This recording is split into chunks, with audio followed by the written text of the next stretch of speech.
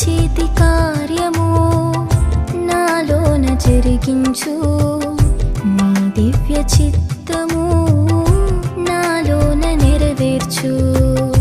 నీ చేతి కార్యము నాలోన జరిగించు,